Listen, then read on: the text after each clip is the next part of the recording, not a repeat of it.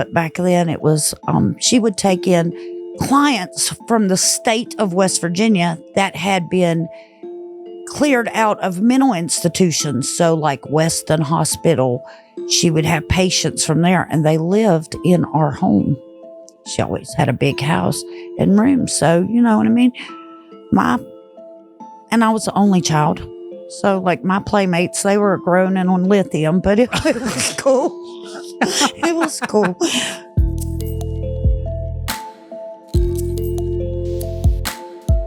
All right, welcome to Creepalachia. We have an author in the studio today who has so much life experience to share with us.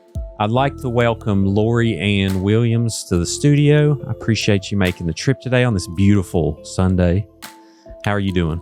I'm fabulous. Thank you. I'm freezing to death in West Virginia, but we're good now. Sunny. It's sunny. I pulled up and it was like 28 degrees, and I was like, no, this is April, but we're good now. Back and sunny. Forth. Shorts and hoodies till May. I mean, that's the attire. Well, cool. So you're here today. I mean, we're going to talk about a few things, but we're going to talk about the book you wrote, A Monster Under My Bed. And let's kind of start out by going through some backstory with you. Where did you grow up, first off? Mount Hope, West Virginia. That's right. Have you been to the table? I have not. Lord. They say it's really good, and I hope to go there, but we just drove up Friday and we're leaving tomorrow. Right. So I don't know. Are they open on Sunday? Oh, yes. Oh, yes. They say it's good. It's almost a borderline religious experience, how good this barbecue is. I'm just saying, you'll eat it and be like, where am I at right now? This is crazy. Wow. But anyway, highly recommend if anyone's ever been or not been, go to the table. But I digress. So you grew up in Mount Hope. What was your life growing up like in Mount Hope? So I had a pretty abnormal childhood because my mother, she was 16 when she got pregnant with me. She was a teen mom before it was trending. And my father, he was 18, and then he went to prison for murder. So I ended up living with my mother and my grandmother in my grandmother's house. What could be better than that? You really don't need a dad if you've got a grandmother. Oh, yeah. Especially one like I had, and she was like a boss. But what she did, they call it assisted living now, but back then it was, she would take in clients from the state of West Virginia that had been cleared out of mental institutions. So like Weston Hospital, she would have patients from there, and they lived in our home. She always had a big house and rooms. So, you know what I mean? And I was the only child. So like my playmates, they were grown and on lithium, but it was cool. It was cool. I'm sorry to laugh. No, it's good. So, wow. Okay. Yeah. So when we talk mental patients, are we talking about like schizophrenia, or we are talking about all of them. She did not discriminate. And my grandmother was very aggressive. Mm-hmm. And so they would tend to send her people that nobody else could control. But she had no problem controlling them because she had, you know what I mean? If she aimed at something, she didn't miss. And she was kind of mean. She was very mean. And anyway, she pulled them together because she didn't abuse them. Sure. But you know what I mean? Like, you don't want none of that. Sure. Oh, yeah. Well, anyone with an Appalachian grandma knows that they can be the most loving and terrifying people on the planet. Now, my grandma, I kind of got away with everything. But I know what you're saying. I've met plenty like that. So, all right. So you grow up. Obviously, it's not your typical childhood. What were your hobbies? You know, what kind of things would you do growing up? I always liked to write. I did. When I watched that movie, I don't remember the year or whatever, but when Bastard Out of Carolina came out, I knew then, like, that is all I want to do with my life is write. I want to write the way she does. Because, see, she had a real story. And I never could dig that, like, picket fence stuff, because that's just not I never saw that.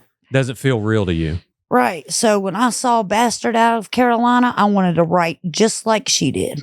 I've never heard of this movie. What? What is this? It's 100% on Rotten Tomatoes. You've got to watch that. I can't believe. How have I not seen this movie? How have you not? I don't know, but I mean, it's kind of rough. I mean, you might cry a little bit in it. It's tough. Oh, I'm a baby. So. Yeah, it's tough stuff, but amazing. Wow. Yeah, I will definitely put this on the list. Yeah, it's rated R, drama, 100%, 1996. Based on the 1992 novel. Did you read the novel? No. No. Just watch the movie. See, I'll listen to books. Now, yours, I did read some of the chapters. I didn't go too far in depth because I wanted you to kind of lay it out for me as the audience is hearing it. But so what did you love about writing? What is it? Bless you, or excuse you, or whatever the word is. What did you? The storytelling. Yeah. The storytelling. That was just it for me. Just the way you can, I don't know. I articulate better on paper than I do speaking. And then nobody cares about my Appalachian accent when it's on paper. Yeah. But I still write the way I talk too, kind of. That's awesome. People will say, this needs edited. I'm like, no, that's not my vibe. Like, we are straight from Fayette County and we are going to speak that way too. So, yeah. That's fantastic. And, it's like my accent too. I went from the coal mines to kind of the corporate world, not really. And I was like, I'm never changing it. If they don't like it, then they shouldn't hire me. There you go. But it's authentic. People love it. Yeah. When you leave West Virginia, people just love you just for how you talk. I mean, yeah. I'm like, wow, is that all I had to do to be loved? Okay, cool. Yeah. Do we all want to sound normal? It's like, oh, hello, my name is JD. How are you doing today? Right. Let's talk about the weather. People that enunciate are kind of weird, I think. Well, no, shout out to the enunciators out there. No hate, but yeah. Lori says you're weird. I got to back her because she's on the show. So, but yeah. All right. So do you remember early on, was you writing things about yourself like diary format, or was you instantly making up characters to? I instantly made up characters. Like, I never really wanted to ever write about myself. I never kept a diary or a journal or whatever. Never did. Just always thinking about, what if this soap operas, everybody's grandma watched soap operas and mom. And I'd be like, wow, we'll try to follow that storyline, but you can't really dig General Hospital because I don't know any doctors. Sure. Did you watch Days of Our Lives? Yeah, we watched Days of Our Lives. That is like sands through the hourglass. That's right. That's where I had daycare. I have fond memories of daycare. When I was 4, I would see this hourglass on the TV every day. It was like an illegal daycare because it was in some grandma's home. Right. She was awesome. And that's a huge part of my childhood. But, well, cool. So what's your process? Are you kind of, do you go Stephen King level of detail, or do you come up with backstories for your characters, or do you kind of write and see how it unfolds? I just write and see how it unfolds. I just do like a lot of free writing, and then I go back and I edit it and fix it and do all that. But it's just whatever comes to mind. And most of my characters are true people. And in this situation, like, I changed the name to protect the guilty. Right. Because that's my family and I can't really have her locked up. But, she's passed away since then, unfortunately. But, sure. And again, there's never been no concrete evidence that she did do. But I wrote it the way that I put it together. And while it was happening, I wasn't really thinking, oh, she did this or whatever. It was just kind of the aftermath. And I'm like, oh, looking back, oh, she did. Oh, yeah. She must have. I mean, she had to have. What else would make sense? Sure. And we're definitely going to dive deep into that story. I kind of want to set up a little bit of your life experience. So for this book, am I correct that, so you have done time in a correctional facility, or is it 1 or 2, or kind of go through your history there of spending time, and was it in Ohio? No, it was Lakin here in West I was Virginia. in West Virginia. Yeah, it's why did I Lakin. think you told me Ohio. I'm sorry. I get so many PMs. But so you spent time in the correctional facility in Lakin, West Virginia. Yes. What happened there? Like, what led up to the events that brought you there? So what had happened was in Fayette County, I caught a drug charge because, like a big dummy, I was selling drugs. And I had done that for years. That's how I supported my little children, because I had 2 small children. And yeah, there was jobs, but it just didn't pay like that. You know what I mean? It just didn't. And something happened to me. I mean, I was just I always hated the drug industry. I didn't like the dealers, the addicts, none of it. But I just ended up in a situation one time where there was really no quick fix other than that. And then it just kind of escalated, and I pulled up to a bar parking lot. I don't drink and didn't drink back then either. But, I mean, I made like $700 in 3 minutes, and I was like, wow. And from then, like, you just couldn't tell me nothing. Like, I was just on the go. And yeah, and I mean, I was renovating a house. It was fat. I mean, it was good, but I have a cousin. He's kind of wild, but every now and again, he'll give you this moment of enlightenment. And he's like, yeah, and marble floors look good today, but wait till you got to pay for them. Right. And he wasn't ever lying. Sure. He wasn't never lying. And so I ended up, they got upset with me because but I didn't know, but they wanted me to tell on somebody, and I didn't. And the state trooper, he's like, look, Lori, he called me Lori Ann. He's like, look, Lori Ann, if you don't help me today, I promise you, I know what you've been doing. And I've always turned the other cheek because I feel sorry for who you have a child with. You know what I mean? I feel sorry for you for who you have a child with. And if you don't help me today, I promise you, I'll never turn another cheek. Well, of course, I think he's just, trying to get information. He meant it. Yeah. Sure. And it was like less than 30 days. A wired informant had came in to get me because he needed to beat his breaking and entering charge. And they let him. And then it was like 45 days later, I was at Southern Regional, sentenced to a year. Well, I was sentenced to 1 to 15. Thankfully, I made parole after the year. Mm-hmm. But it's not like you think. Like Orange is the New Black. They Hollywood that. You know what I mean? They make it look amazing. That whole place is nasty. The Regional stinks. That's the way it was 15 years ago. I don't know. They may have cleaned it since then. But so it was about 2007 or 2009 is when I got sentenced, and then I got out in 2010. Gotcha. So when you were in the correctional facility, is that where you got the idea for the book, or did that come later? Because I remember reading in your overview that moment impacted your writing career. When I got to Lakin, I met all kinds of characters, you know what I mean? And just my luck. We started out at the Regional, and people that had been to Lakin and now they're on their way back, because some people like to go back. I'm not a like to go back kind of girl, but they did. And they would tell us about, oh, well, so-and-so's up here, and you're going to meet them. And they mentioned this one particular name, Danielle Healing. And they said, wait till you meet her. And they described her heinous crime. And I'm like, yeah, right.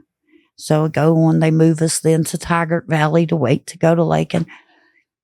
Why did my roommate end up being Danielle Healing and all? Oh, wow. Well, as soon as I got there, as soon as I got out of classification and all that, Danielle wasn't even supposed to have a roommate because she's doing like life for real life. And I look at her name tag and it says Healing, and I'm like, oh, wow. Yeah. Was you kind of nervous? No, I wasn't. No, I wish.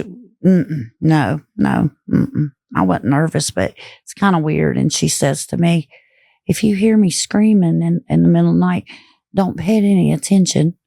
I still can taste the blood. Jeez. So no, we're not scared. We're just that makes you uneasy. Oh, yeah. What did she do? She is, you can look her up. It's Danielle Healing, and she's out of Morgantown. And she was the side chick, okay? Mm-hmm. And she has a boyfriend, and he had a live-in girlfriend. And they got to where they didn't like the live-in girlfriend, or whatever happened with that. He wanted to kill the live-in girlfriend. And I don't know if Danielle did it. I know she was there to the extent of what she did. I don't know. But they shot her. They decapitated her. They burned her body. Then they dug a deeper hole and put Ebony in another hole and burned her body. Goodness. Yeah. And that's who. And I was like, and that's your roommate. That's my roommate. Wow. And she did not like me. She hated me. Really? She didn't hate me, but she couldn't vibe with me. You know what I mean? Because I was kind of older than she was. I have this short sentence. She has forever to go in there. Mm-hmm. And one day she looked at me and she was like, on the news, they just keep saying, all of y'all deserve a second chance. Like they're trying to let y'all out of prison early. Nonviolent offenders is who the y'all Nonviolent drug crimes. Right. Yeah. Which there's other nonviolent crimes, and I've done them too. But anyway, she was like, what about us? Don't we need a second chance? And then at that moment, I was like, I've got to write Danielle's story because it's really not resonating with her that's a whole human that you've participated in decapitating. You helped dig her grave. And maybe the man made her do it. I don't know. She didn't talk about it, so I don't know. Yeah. I imagine from when I got out and I looked up her co-defendant, Hassan Cleveland, and now I see he's on a change.org. And it kind of makes me wonder, maybe he made Danielle do that stuff. And kind of leans that way because he's accepting no accountability. He wants to blame her or her sister or whatever. Nah. Wow. So, did she ever wake up in the middle of the night? Like she did not. She did not. She did not. Okay. You personally, what is that experience? Was that your first time being somewhere like that? That was my first time in prison, but not my first time at the regional. Okay. See, that's what people don't understand. And even I'm guilty of it too. And clearly my mother, God rest her soul, she was definitely guilty of it too. But normally they don't just, throw you in prison. You've done some other things prior to getting there. Yeah. And now even more so than back then. So yeah, I've paid bondsmen a lot of money over the time. I just had one on the show. See? And he told me how the process works. So I got a bottle opener I got to give you. But we're done with that, Lori. We are definitely done with that. Yeah, well, we are definitely done with that. Well, good. So, was your stay there? Was it a reflective time for you to kind of be like, you know what, Lori, what am I doing? Oh, right. Because I hated it. And I was not jail material because I'm kind of spoiled. You know what I mean? I'm selling drugs. I have coffee, Newport's food, a car to drive, house to live in, power. I have all these things. I have changes of clothes. I have all this stuff. And especially for women, as soon as you get locked up, the first thing they take away is your femininity. Because now you're dressed like the men. You don't have pretty clothes. You have no makeup. So that's the first thing they take is your femininity. They have to make you be at one so that they can control you better that way. But still, it's not good. Yeah. What's the schedule like? Do you have a certain time you wake up, certain time you eat every day, or what goes on? I think it's like, it's been a long time since I've been there, but you wake up and they're screaming, trays. So you go down and get that little, you've seen it where they make memes about it, but that little brown, thick tray. Mm-hmm. Yeah. And it's full of food that you can't look at to tell what it is. But when you're hungry, you're going to eat it, right? Right. Yeah. Oh, yeah. So you do. I got so fat in there. I thought, well, I'll go, I'll work out, I'll come out, I'll have Sierra's abs. It was not that way. It was commissary, honey buns, Snicker bars, the noodles, all that. I went in a size 4, came out size 18. Oh, wow. Yeah, I puffed up in 1 year. 1 year. That's impressive. Yeah. And what a commissary, is it like you got a bunch of vending machines, or are they like, okay, Lori, you got $17. What do you want? It's like a sheet of paper with the items that they sell. That's literally all it is. You fill it out. Yeah. And you fill it out according to how much money's on your books. Okay. And do they have a certain amount of time you're in your cell and then they'll let you out a certain time? Yeah, they lock you down. Yeah. So it's like, what have I heard? 23 and 1? Some places, like I think Mount Olive's like that. Because, they're like real violent. Right. But Southern Regional's not so much. They lock you down when it's count. They lock you down, lights out time. But other than that, you're just out in the pod. Did you play chess or anything? No, I played cards, and I'm really good at playing cards. But for whatever reason, I go to these little gaming places. I can't win nothing. But you can't beat me in spades. You can't beat me in rummy. You can't Uno. That's big for the women. Yeah. Yeah. So Danielle, now correct me if I'm wrong. That's not what this story is, correct? That is not that story. So did you end up writing the story about Danielle or changing names or I did, and I used Danielle's real name in the story, but I just haven't published it. I kind of sort of published it once, but the editing was so bad, so I just took it off. And then it's on my, to-do list. One day we'll put Danielle's story out. And I'm wanting to, before I really put it out there, I want to know 100%. Did Danielle really do that? Or did her sister do it? Or, you know what I mean? But I know I'll never get a truthful answer from Hassan. You know what I mean? Like, sure. Well, yeah. And you got to be careful. Like, you don't want to put misinformation out there, obviously, especially with something like that.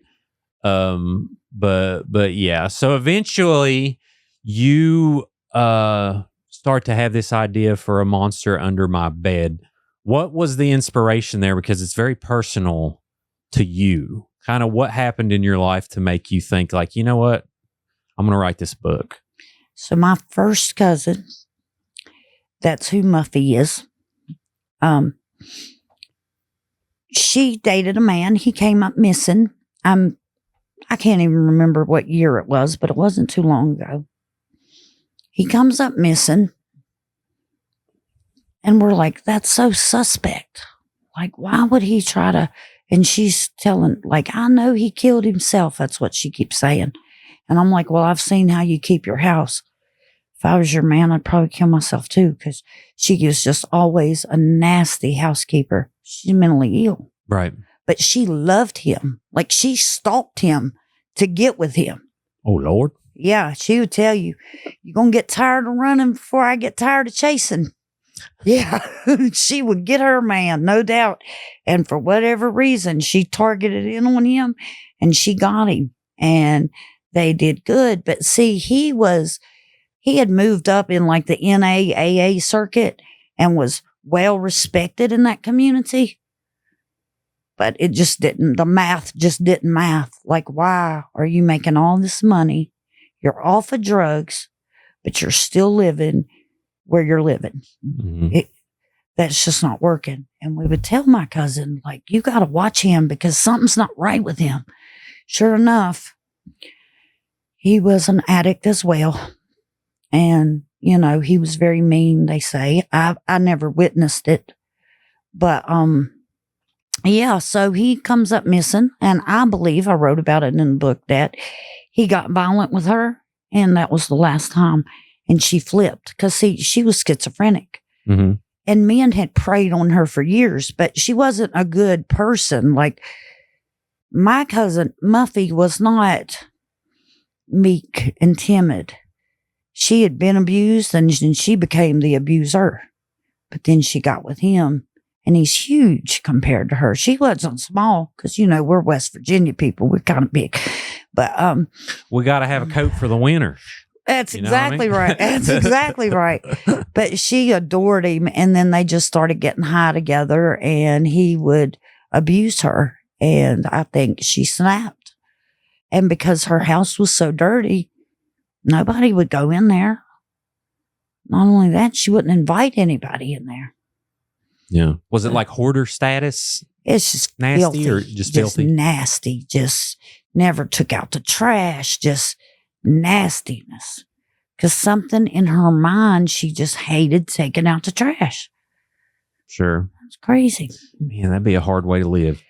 All right. So what happened next? And I'm going to read this quick overview so people will know. A Monster Under My Bed by Lori Ann Williams on Amazon. It says, if you have done everything right and still raised a child who did everything wrong, this is a must read. The names have been changed to protect the guilty.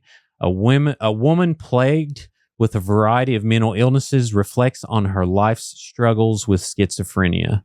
Throughout Muffy Concord's life, she fell victim to abusers until one day she becomes the abuser. So eventually, Muffy starts doing some really rough things. Right. How do we want to walk through that? Because, I don't think we need to necessarily spoil the end, but I want to kind of lay out this story. It's a true story, but like you mentioned, the names have been changed so people can kind of grasp what it's about. So Muffy, she had children, but she never could care for them because, well, one, she was lazy. And I always tell her, you're lazy first, and then you got all these mental issues. And she did. So her children ended up going to other family members and being raised that way because she was, child abuser pretty much because she couldn't take it. That baby crying was like, and then voices in her head. It was just overwhelming and whatever. But with the book, the guy that she was dating, she loved him.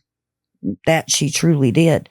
But I think, like I said, I think he went to put his hands on her for the last time and she snapped and put him under the bed. Yeah. And that's why it's named A Monster Under My Bed. Right. How old were you around this time? We are in 2025 now. So this was, 2019? Mm-hmm. 2018 is when this happened. Okay. And which I don't guess we got to really give the location. I mean, that's probably a little too much information. But do you personally, was you highly involved with the information that was being given, or is this something you kind of learned after the fact? No, as it was happening, I was very involved in the information because she's panicking because the love of her life is now missing. She's saying it's suicide. He's killed himself. And she said, I told the police, where I think he would have done it at. They go and get dogs. They check that area. He's not there. Mm-hmm. And I know she grieved for him if she did, in fact, do it. I think she did grieve for him. She was sorry about it, but not sorry enough to have to leave Lakin with her boots on, because that's what would have happened. They would have put the hammer on her. So, anyway, but as it goes on, I'm like, oh, they'll find him. They'll find him. But then when they did find him, and he was in that exact location where they had already had the dogs. And the police officer, he had already told me, he said, Lori Ann, when we brought the dogs out, the wind was blowing like it was perfect climate, they said. And if he'd have been within 6 miles of there, they would have found him. Well, if that's true, then why did they find him in that exact location? Because I don't think he was there when the dogs went. I think her and somebody else moved him there after the dogs had been there. I got you. Because that just makes sense. And you would have never, her house was, again, so nasty, you'd have never thought to be able to smell any different. Right. Where's she at? Or is she still around? No, she passed away a couple years ago. She passed away. Yeah. Okay. How did she go? She's a diabetic. And because she's mentally ill, she wouldn't take her medicine. Oh. Yeah. It's a rough way to go. Yeah, she went into kidney failure and then liver failure and then, all that stuff. And yeah. And then, of course, because of our area, everybody's like, oh, she overdosed. She didn't. You don't have to be on drugs to be diabetic. Yeah. Yeah. Does she have type 2? Yep. Yeah, I have type 1. So I can imagine how rough that was for everyone. But so how much is what else can we lay out that won't spoil the story for people? So they find the body. Does a murder investigation begin? They do. A lot of people start calling and turning her in because, see, he was well liked and they didn't know the dark side of him. Right. See, so they're questioning. They question me. They're like, did she ever say anything about that? Which she didn't, and she was grieving, and that's a fact. But yeah. But it just came to be that, he caused a death, asphyxiation. So they found him hanging, and that was that. They found him hanging? Hanging. In the woods? In the woods. And he had been there 2 months. Now, I mean, that would be hard. I'm trying to think the logistics it would take if someone was to move him there. Well, I was trying to think of this big man. He's a big guy. Mm-hmm. He's hung for 2 months on a limb in West Virginia summer and is never decapitated because he's a heavy guy. Eventually, wouldn't that rope wear through? Did he have any evidence of like animal marks or anything of had been chewing on him or anything? I never looked that up. Yeah. And I should have, but I didn't. Yeah, I'm just curious. I mean, 2 months. I mean, the decomposition must have been right intense. Right. Yeah. So, all right. What do you think? Let's lay it out there. What happened? So there was a guy that lived in her apartment building. And actually, when you had Sleazy Shane on here. Yeah, my dude. Yeah, well, he was talking about he was behind this car and the man is on the car. That's Muffy's car. Muffy was the actual driver. She had that man's girlfriend in the car. So Muffy is already, like, her road rage had always been level 20. I mean, she will cut you off in traffic and then wait for you to pull over and cuss you out and be ready to fight you. So she stayed on Sleazy News. She had actually been on there a couple times. Yeah, actually, but it's like 6 degrees of separation from Sleazy News. Yeah. This is great. So, but I just asked her, I was like, why did you not floor that car and then slam on your brake? And she said, well, I didn't want to hurt him. I've known you my whole life and you've wanted to hurt everybody. But now suddenly somebody is on top of the only car you have and you don't want to hurt them. And when that hit my spirit, I was like, oh, wow. And this guy was not small. Like, he's super big, strong, muscular, tall. And I'm like, oh, why is she trying to protect him? So, family gossips. So her sister, she's like, yeah, Lori, she won't even take me to Beckley. She won't take me here. She don't want to do nothing for me. But this guy, she's giving the keys to her car. He can go to Charleston, Morgantown, wherever he wants to go. She was like, I think he's got something on her. Mm-hmm. And then I was like, yeah, because the Muffy, I know, she'd have floored that car and sent him. I mean, he'd have been meeting Jesus. Right. Yeah. Yeah. Wow, this is crazy. So when did you end up kind of walking away from this? Again, y'all, A Monster Under My Bed. Highly recommend. It is on Amazon. Lori Williams. How did you end up in Alabama? So my husband, was a coal miner. Mm-hmm. And, they started shutting the coal mines down up here. And he got with this this company, and they would go in and pull out the stuff out of the idle mines. Mm-hmm. And that's what they did. And then one day they said, hey, you're going to Alabama. And I'm telling him, good luck with that. But anyway, they get down there, and it's actually an active mine. So they're like, hey, you should move your family here. We're going to be pulling coal out of this mountain for 10 years. Heck yeah. So, and I went to Alabama to visit him, and I just fell instantly in love with it because there's nothing wrong with West Virginia. Like, I love the people here. Mm. I love it all. but it's just too cold, and I'm not for this cold weather at all, period. I hate it. I've always hated it. And I got down there and that heat started baking me like a convection oven. And I said, we got to move here. We just do. The sun really does make you feel like a recharging battery. Every spring, I'm like, oh, this feels so good being outside. Yeah. And the first year I was there, it was the first Christmas we were there, it was like 80 degrees on Christmas Day. Oh, wow. And I was like, I will never go back to West Virginia. Like, what do never. You do in July, though? Oh, it's so hot. I love it so. Really? But everybody's got air conditioning. I mean, you have to or you'll die. Yeah. And it's so hot, but I love it. Yeah. Yeah. Alabama's one place I have not been yet. I've always wanted to go. Well, they keep it a secret. You know what I mean? You hear about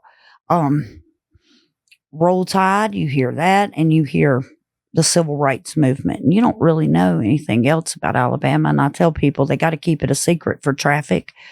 Keep the traffic down, but Alabama's great. It's got everything: beaches, cities, country, small towns, like everything. Sure. And for the most part, I mean, most of the people are awesome. That's great. So, Lori, you're a really good storyteller, and you can tell it's natural. Tell me some, and I don't know where this is going to go, but tell me a story about your life that particularly stands out to you that's really impactful. It could be anything. But I'm very, like, your childhood just really intrigues me. Is there a certain time that, where you realize, like, my childhood's kind of not normal? My friend Cindy has no psychiatric patients that she has to, bunk with. So is there anything that stands out to you? No, because like my whole family's great. I mean, they are. Even the ones that are wild they're still like, you know what I mean? We're all funny. People will say, Lori, you're so funny. And I'm thinking, well, I'm really not. You should talk to so-and-so. Like, they're hilarious. But anyway, no. And, I mean, I've had a lot of stories. Like, I wouldn't know what really impacted my life. I have messed up stuff from the beginning. So it's...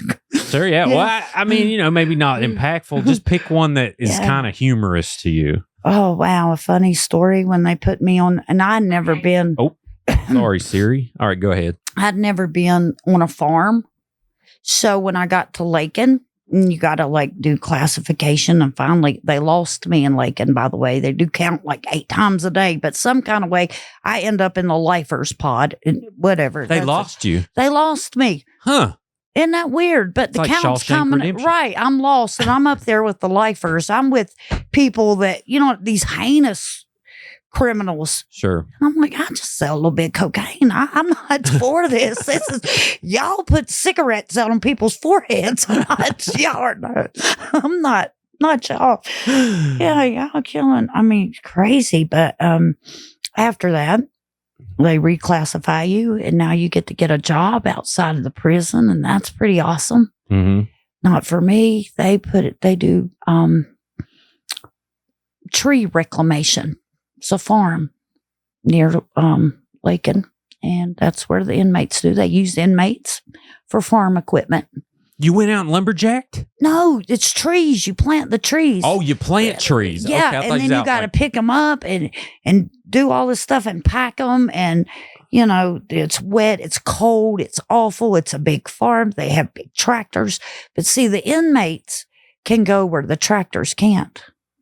And I had never in my life been that close to a tractor. Tractor tires way taller than me.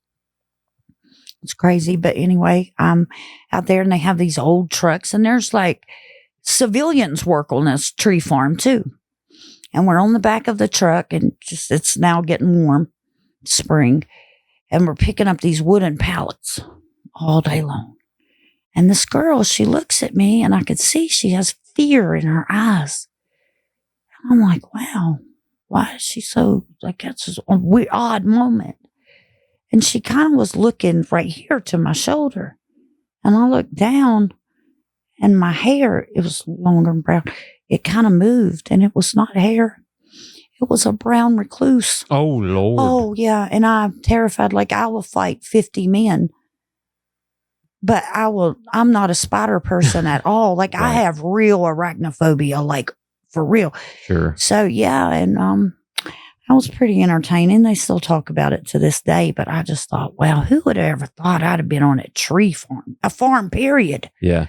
I didn't realize arachnophobia was a real thing until, so I had someone come in and we bred spiders live. What? Yeah, it was really crazy. It was fun. Tie-dyed tarantula in Princeton. Shout out my friend Brian. But I put videos up. So people were like, did you really have to do this with no warning? Like, because I would make a reel and it would show a spider early on and people were freaked out and I felt so bad and it got demonetized and all kinds of different things. But anyway, that sounds terrifying. Yeah, I mean, now brown recluse, I think anyone would have arachnophobia over that because that essentially one bite can rot out your whole arm. Right. Yeah. Right, but I mean, I went off. Like I am panicking, screaming. I don't know, them poor men, they were scared to death. And, but yeah, I fought 5 Rottweilers and I'm not afraid of dogs. You fought 5 at once? 5 Rottweilers attacked me. That's Where? a true story. I lived kind of a rough neighborhood in Oak Hill a little bit. Uh-huh. Okay, it wasn't kinda. It was like the slums because the house that I was getting ready to renovate, it still needed some repairs. So you just kind of got to go where you got to go till you can get your stuff together. So that's what we were doing. Transitional housing, so to speak. My neighbor, he actually had a drive-through, it was crack house, drive-through, because his window was right next to the parking lot. Cars would literally drive up, get their stuff, like Wendy's. That is wild. But anyway, that was at the one end of the apartments. I lived on this end, the opposite end. And above me was a lady named Spiderbug. She had a boyfriend named Hoghead. And yeah, that's true. This is so West Virginia. It is so West Virginia. Spiderbug and Hogshead. Or Hoghead. Hoghead. I don't know. I wonder if Hoghead's still alive. Spiderbug died the day I got out of prison. But anyway. Yeah. Well, I mean, I'd say, I don't know. What had happened was I was gone.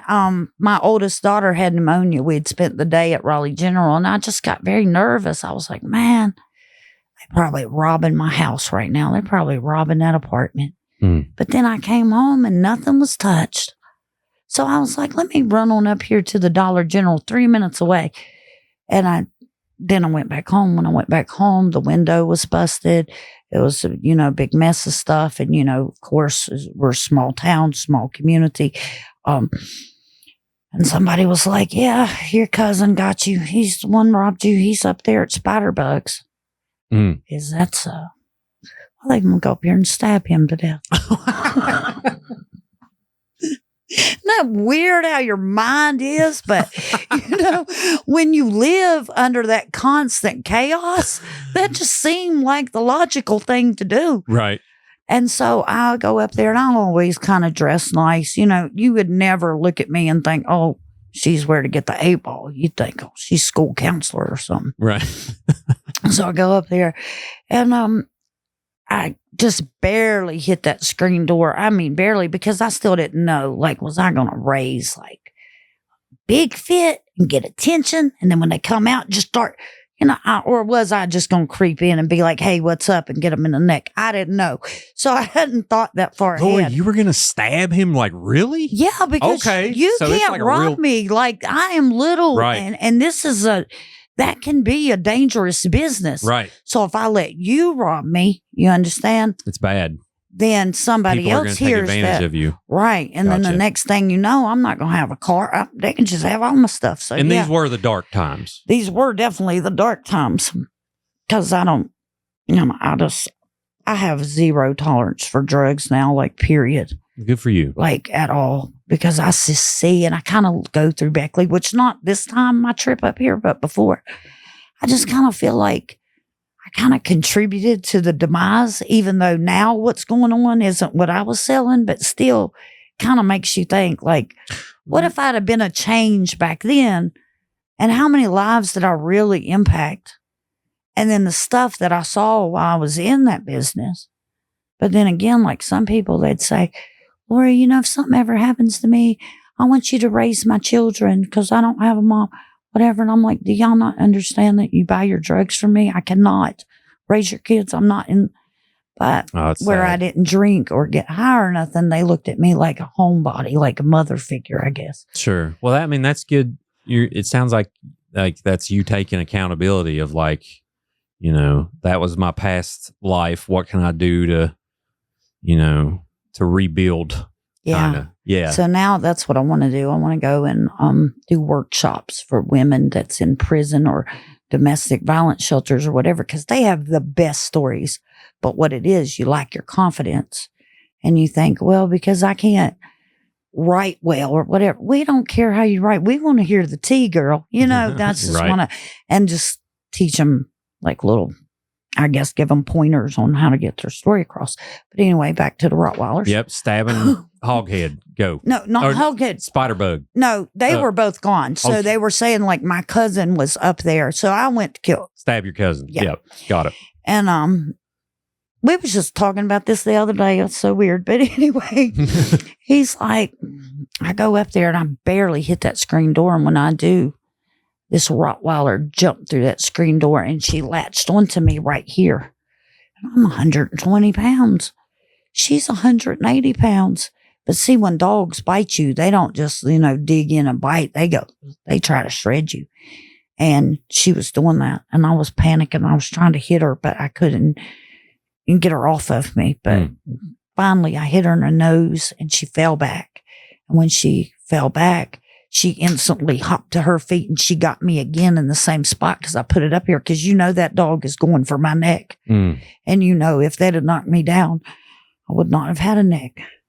But anyway, me and Jesus, because it had to be Jesus, lifted that dog up in the air. Her bottom feet was off the ground. Her mouth is still attached to my arm. And I punched her. And when I punched her, she went back about 4 feet and she wanted no more. The other 4 did though. So my foot, I had on like a sandal, like a slide. And one dog grabbed my foot. And I'm not lying to you. It just peeled all the skin off of my foot. But my foot slid out of that dog's mouth. Just like. Wow. Yeah. And then the other one got me here. This was a little one. I think he was a puppy, maybe 80 pounds. And then they were just all like around me and biting at me and whatever. And I'm fighting and I'm just like praying. My whole life is going through my eyes and I'm thinking about my daughter who's got pneumonia. And here I am fighting dogs and my baby can't breathe. You know what I mean? Just crazy. But, yeah. Were they bred to fight or something? Or like, cause typically, which it sounds like dogs that were bred for a certain purpose, because you can have a Rottweiler or a pit bull, and if you treat them good, you can. I'm still nervous around them because I've heard stories of there's a little girl that got attacked where I'm from in Welch by a pit bull, and it really turned their life upside down. Thankfully, she lived through it. But, I also know that there are good dogs too. So I'm just curious if you knew if they were fighting dogs or. Well, I imagine if Spiderbug and Hoghead is your owner's names, you were definitely bred to protect. Right. Odds are it was nefarious reasons for having them. Yep. That makes sense. Man, wow. So, while you're in, did you have any certain plans about your life while you was in Lakin of like, when I get out? Because you didn't know you were going to just be there a year, right? Right, because my sentence was 1 to 15. And like as soon as you get there, the correctional officers and the counselors that's supposed to help you, they just automatically want to resentence you. And they're like, look, don't make no plans about being home in a year. That means that's when you see the board. You're probably going to be here 3 to 4 years. Thinking, no, I've got things to do. Because like I knew my children, you know what I mean? I always had my kids. My kids had never not had me pick them up from school till the day I got sentenced. My babies were waiting on me and I wasn't there. And I'm thinking, yeah, we don't have, I don't even have really, I don't have this year to do, to be honest about it. I've got bills, kids, stuff to do. I've got to go home. Like, it's just no way around it. But some kind of way they did. They changed where they were letting the nonviolent offenders out. And that's what got me parole. Gotcha. Okay. Yeah. What happens when your life, you go to prison for a year? What happens to bills? Like, what happens to your power bill? You come to your home, house? you don't have nothing. You lose your house for taxes. Now you've got nowhere to go. The parole officers like, hey, you're going to pay this money. You're going to pay these parole fees. We don't care what it is, clearly, because I went in size 4, came out size 18. I had no clothes. You know what I mean? People have to, you just got to, your family support system is everything. And like who you add on to your life after that, it makes all the difference. Mm-hmm. And see, my mother, she wasn't about that life. Like, yeah, she didn't, none of my immediate relatives, aunt, uncle, none of them even drank. So, like, I guess it was, which I'm still not successful. You know what I mean? 15 years. You see people come out and they're like 3 years later, they've got a business. They've got all this stuff. And I mean, it's not that I never wanted to or wasn't motivated to. It's just not easy to do. Yeah. You get sidetracked. Sure. Well, and employment opportunities after, does things drastically shift of like when, because let's talk about us. So I kind of do a minor background check on guests, and we talked about this and made sure it was okay to talk about. But not everywhere is going to be as non-judgmental as this place. You know what I'm saying? Like, is it hard to find employment after something like that? Oh, it's awful. It's awful. I would rather take a bath with a plugged up toaster than apply for jobs because it's so stressful. Because you know when they run you, you're not going to get the job. And they might say, well, we don't discriminate for that. Yes, you do. Yes, you do. And then, 2, it's like transactional jobs I try to steer away from because I know I'm not going to take anything out of your register. But I also know that if something comes up missing out of your register, you're going to think I did it. So I try to stay away from money jobs. Not that I could get them anyway. So by transactional, you mean financial, Yeah. like handling money? Yeah. Yeah. I try not to do that. But as soon as I got out, well, not as soon as, like a year later, maybe 2, my aunt, she ended up in a nursing home just for rehab. And I would go visit her every day because, you know, when you've got family in the nursing home or wherever, you got to be there and show, like, I don't know what y'all do here, but this one ain't the one you're going to do it to. You know what I mean? Because we're here for her. We see her every day. And they just really like me and they encouraged me to apply to be the activities assistant. Oh, it was the greatest job ever. Like I could run the bingo and I would rig it so everybody would win. You know what I mean? It was great. The old people loved me, but they hired me and then they did the background. After all. After, yeah. And then one day I went to lunch and when I came back, they had this quite the studly nurse. I mean, she was like, I don't know. Large Marge. Yeah, she was definitely a linebacker in her time. But they had her tell me that they didn't need me anymore. And she walked me to my car. Because, you know, clearly Lori is 5 foot tall and whatever. And I guess they had to get the big resource. They had to call for the big guns to get me out of the nursing home. They ever thought you were going to like cause a problem? Or I guess. I mean, I don't know, but you get kind of used to it and it's discouraging. How'd that make you feel? Oh, awful. Well, I really felt bad for those old people. Because, like, the other person that had been there, they was playing a music like the old people's grandparents would have listened to. They're not playing the 50s and the 60s stuff. And these people still have life. You know what I mean? Sure. And I mean, I'm telling you, I had 8 hours of a great time and they loved me. And they'd say, promise you're coming back. And plus some of them have like dementia. So you get to meet the same person every day, a different person every day, but it's the same. And that was really awesome. But I really hated it for them because I'm like, wow, I told you I'd be back, and I couldn't even say bye. You know what I mean? Yeah. And they're probably wondering what happened to me. And then I'm like, I hope they forget by tomorrow. Sure. Yeah. That's sad. Well, I'm sure you're, are you a little embarrassed? Like when that happens, like, man, I'm like, I really love this job. And now I'm the black sheep. Like, yeah, I'm just really discouraged at that point because I'm used to it. See, I've been a felon, a real felon, since I was 19. Right. So I'm get a job at JCPenney again. It's the 30-day thing. I'm rocking it. It's great. And then one day they're like, hey, your background came out, so you clock out. Oh, really? Yeah. JCPenney's doesn't hire? Well, back then they didn't. Right. So well, I don't know if they do now or not. I don't know if they do now either, but back then they did not. Elder Bierman, as soon as they remember when Elder Bierman was in Beckley? Yep.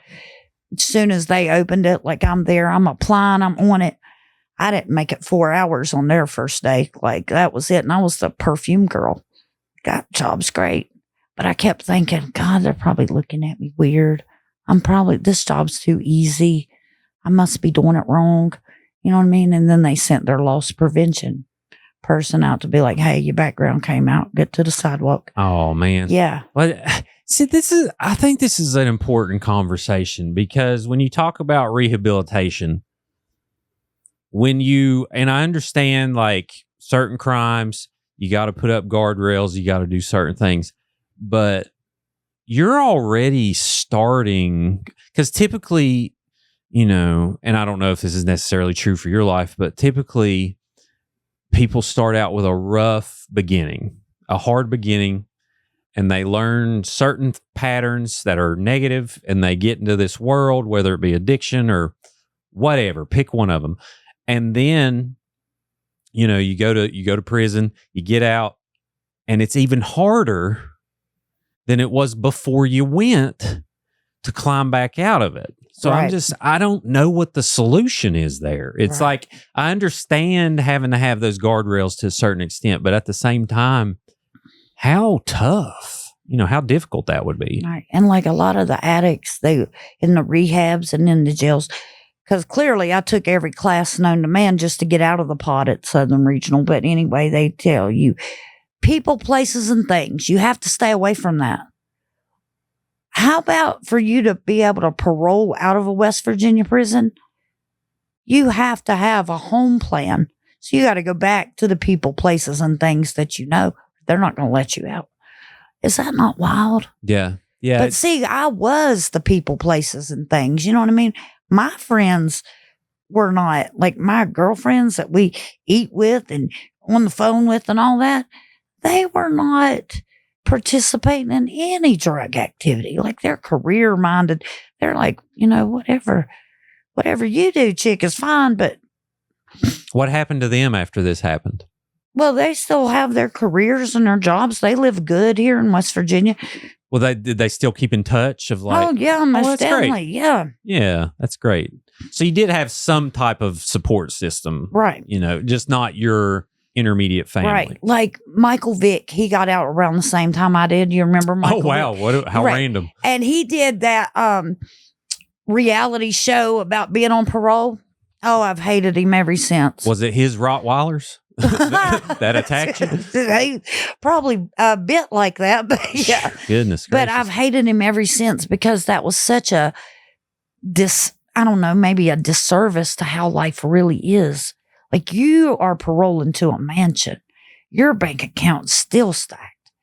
You don't understand nothing about this struggle. Sure. Yeah. Yeah. And I'm sure everyone's situation is different, but yeah, I'm of the opinion like, I don't think I could do it. It'd be hard. I mean, but also there's other things too that happen, like you can't vote, right? Right. You can't. What else is there? Can't own a gun. Can't own a gun. Yeah, I can't even. I'm not even supposed to be. We live in the same house. You're not even supposed to have a gun unless like it's locked up. You got to prove that it's far away from me. And of course, if they want you, they can say, well, she was around Felon with a firearm. Actually, the last time I was at the Southern Regional, there was a girl there that I'd been in prison with, and she was there because her and a boyfriend had started drinking and they were just, shooting beer cans. He accidentally shoots her. They lock her up for felon with a firearm, sending her back to Lakin, and she done almost lost her whole hand. So she got shot, then took to prison. Yeah, because she was a felon around a firearm. Yeah. Wow. And to that one, I even understand to a certain extent. But again, the criteria of a nonviolent crime, why isn't there some type of way to build back up? Right. To have that responsibility again, whether it takes years or however long it takes, you know what I mean? I get the protection of it for someone who's violent, of course. But yeah, some things just don't seem like, it's definitely not perfect. Right. For sure. So did you have a break after that of like, all right, I'm finally hitting my stride. It's been X amount of years. I've held this job for so long. Did you ever have that point after? Of course. And then what happens? I fall broke again a little bit. And so my mind is, and then I go catch another felony. Yeah. Because, you know what I mean? I would probably be the best Cadillac salesman ever, but I'll never have that opportunity, not even to sell one car, not even to sell one house. Yeah. What was what happened after? That was the conspiracy to commit fraudulent schemes. I think it was 2015. Gotcha. And so, and you can go into that however much you want. No judgment here. I'm just curious. It sounds like there's a cycle of like, maybe you get frustrated. And you're right. like, you know what I mean? Right. And you're like, you know what? Screw it. I'm old Lori again. And then you just go. Well, you don't even think, like, you're not even thinking that far ahead of it. Sure. You know what I mean? Like, I'm like, okay, so-and-so's got a gift card for sale. I need to buy the gift card because it's discounted. So you could do that. Probably nothing ever happened about it. But when I did that, because I bought 6 of them from a shoplifter, now I have committed, they charged me with felony shoplifting, second offense. Right. But I'd never been arrested for felony shoplifting the first offense, but because I had 6 and in this state it's 3, then they're like, yeah. And then we're like, well, they can send me back to prison. That's a mandatory sentence. Yeah. But you don't think about that when you're just buying a gift card. Sure. But it was a big problem. Did you know you were doing something wrong when you did it? Did I know that gift card? Did I know that person had not properly purchased items? Yeah. Most definitely. Yeah. How do you get caught doing something like? I'm just curious. Like, you use the gift card and they have the numbers in the system, right? And then they're like, "Hey, all right, there it is." Is that kind of what? So happened? When I went to use the gift cards, they all had a 0 balance on them. Gotcha. Oh wow. And I knew then, this is a problem because you call them, you know what I mean? You're going to buy this gift card off of somebody. You're going to call it to make sure the money's on there. Sure. And it was then, but I had saved them up and I'm like, yeah, why is that? And then it was like, I don't know, 2 or 3 days later, Beckley Police Department's calling me. Right. And see, Beckley, they don't know me like Fett County, so they call me Lori.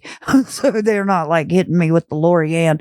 But he's like, yeah, I need you to come up here and talk about this Hobby Lobby thing for a minute. And I'm like, shoot.